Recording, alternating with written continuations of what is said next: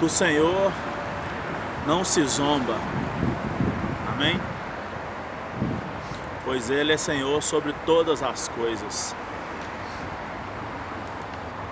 No capítulo 2 de 2 Reis, temos a sessão,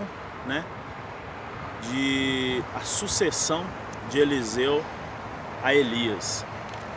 O momento que Eliseu sucede, ao profeta Elias. Elias, temos uma compreensão do que é querer, Porque Elias não teve uma vida fácil, se formos olhar. Ele ficava mais afastado, não tinha uma vida de conforto. E então nós observamos que Elias quis, ser profeta.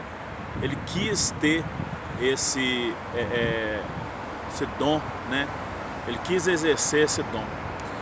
E é interessante que nós percebemos que Eliseu não ficou para trás. Eliseu também ele quis, esse sacerdócio, E nessa sucessão nós percebemos quando, por exemplo, Elias jogou a capa sobre Eliseu. Então nós percebemos ali que Eliseu foi, se desfez de todas as suas coisas que prendiam ele e seguiu Elias. Ele não titubeou, como diz, nas gírias aí. Simplesmente quis com todo o coração. E para esse tipo de coisas, para fazer tamanha obra, não pode ser diferente, porque tem um preço a pagar, Queira ou não, existe um preço, sim. E ele quis com todo o seu coração.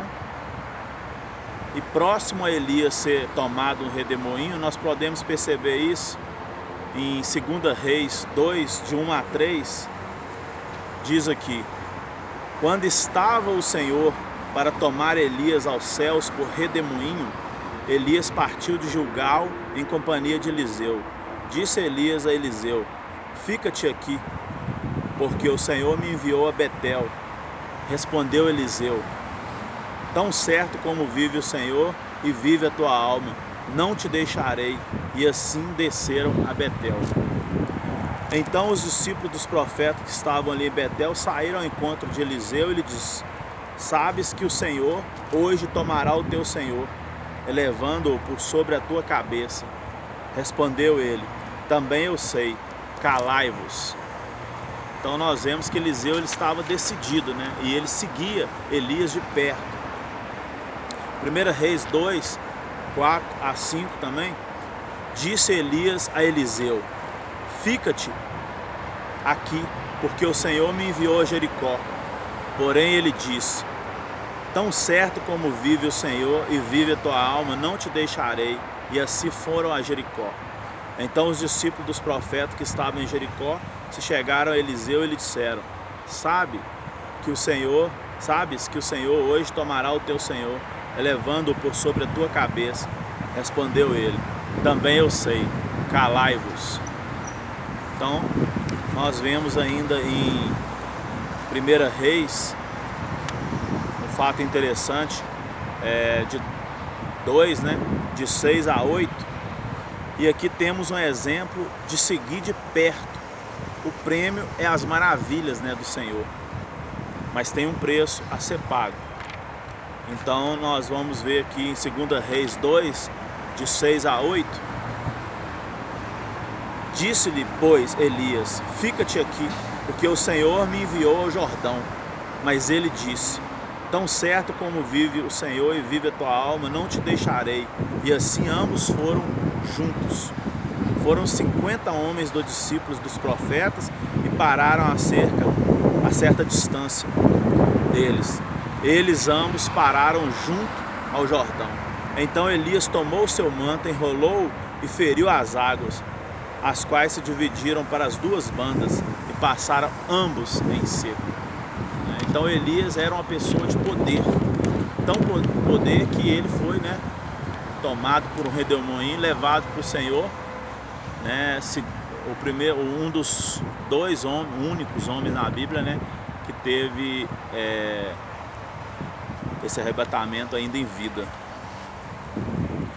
Bom, vemos ainda em 2 Reis 2, de 9 a 10, que Elias diz, né, a Eliseu que o que ele pedia, ele faz um pedido a Elias, e Elias diz a Eliseu que o que pedia era de um homem de coragem, né? Ele fala que tu pedes, né, é forte, pois nada na vida é só bônus. Nós temos que saber, né, que tem bônus, mas tem ônus. Mas vale a pena, se vale, né? Mas nós vemos aqui em 2 Reis 2, de 9 a 10, olha o que Eliseu fala com Elias. Havendo eles passado, Elias disse a Eliseu: pede-me o que queres que eu te faça, antes que seja tomado de ti. Disse Eliseu: peço-te que me toque por herança, porção dobrada do teu espírito. Então Elias sabia que Eliseu não estava ali à toa, né? Nós humanos, nós sempre estamos à procura de algo, né?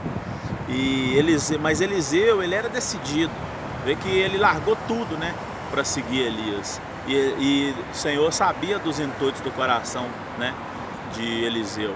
Por isso ele já tinha determinado, né, a Elias que Eliseu seria o seu sucessor. Então ele pediu, né, porção dobrada do espírito de Elias. Tornou-lhe Elias: dura coisa pediste, todavia se me vires quando for tomado de ti, assim te farei. Porém, se não me vires, não se fará. Então, ele falou para ele, né? É duro que tu me pedes, né? Como eu disse, nada tem só bônus, tem ônus também, né? Em 2 Reis 2, de 11 a 3, temos um momento que o Senhor arrebata, né, para si Elias, um dos únicos homens na Bíblia, né? Depois nós vamos ter Enoque, não Enoque, filho de Caim, né? Mas o Enoque, que também foi arrebatado e não conheceu a morte, né? Foi arrebatado em vida. Mas Elias, o que ele fez em vida, né? E ainda esse arrebatamento, em 2 Reis 2, de 11 a 3, diz que indo eles ainda e falando, eis que um carro de fogo com cavalos de fogo os separou um do outro, e Elias subiu ao céu num redemoinho. O que vendo Eliseu chamou: meu pai, carros de Israel e seus cavaleiros, e nunca mais o viu. E tomando as duas vestes, rasgou-a em duas partes. Então, ainda diz no versículo 13, né? Então levantou o manto que Elias lhe deixara cair, e voltando-se, pôs-se à borda do Jordão. Então nós vemos que ali finda nessa vida, né, o que Elias fez nessa terra, a história de Elias. E Elias teve uma história de muito poder, né, nessa terra, dadas, claro, pelo Senhor. E Elias, ele honrou o Senhor, né, em todos os dias da tua vida, como podemos perceber. E Eliseu, ele era agora o sucessor de Elias, e ele queria, né, porção dobrada do espírito de Elias. Bom, agora temos, né, o que Eliseu tanto queria, né? Em 2 Reis 2, né, de 14 a 15, olha o que nós vemos aqui. Tomou o manto que Elias lhe deixara cair, feriu as águas e disse: onde está, ó Senhor, Deus de Elias?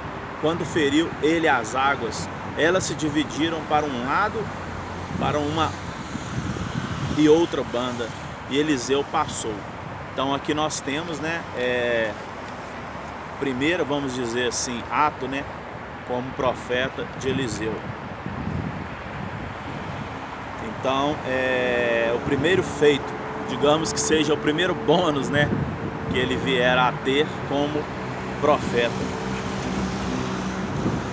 E também em 2 Reis 2, 19 a 22, nós vamos ter o que eu chamo de ônus, né? Que é a parte, vamos dizer assim, que nós temos que saber que ela vai existir na nossa vida, né? É uma parte de problemas, lutas, né? Alguns tipos de perseguição, né? E Eliseu, ele tem essa passagem em 2 Reis 2, de 19 a 22, vejamos. Os homens da cidade disseram a Eliseu: eis que é bem situada essa cidade, como vê, ó meu senhor. Porém as águas não são más. Aqui na verdade ainda temos, né, o relato de mais um feito de Eliseu já, além de atravessar o Jordão.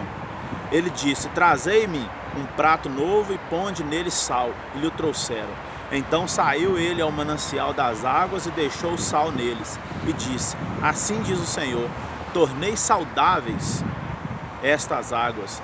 Já não procederá daí morte nem esterilidade.